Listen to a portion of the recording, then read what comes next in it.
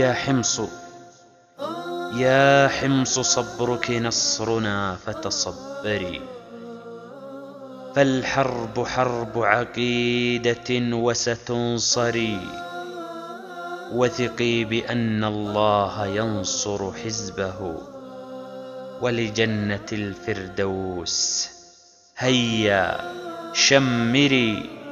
يا جلق الفيحاء يا درعا، لقد ضجت حماة بصوت كل مكبر، واللاذقية هللت وتماسكت ورنت لها حلب بعين المكبر. يا سوريا علوية الحزب الذي حكم البلاد مصابة بتقهقر، هي ليلة أو مثلها حتى نرى فجرا من التوحيد فينا ينبري.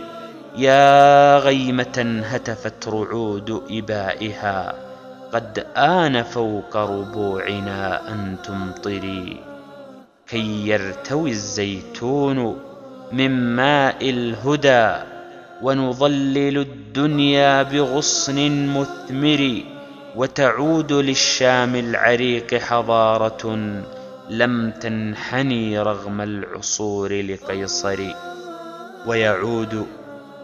ويعود نهج الوحي يحكم أمرها، وتعود رمزا رغم جهل المزدر، وأظل أكتب في الشآم قصائدي مدحا وفخرا كي أزين دفتري، فالشام مهد حضارة عاشت بها، وغدا تكون الشام أرض المحشر، وغدا تكون الشام أرض المحشر.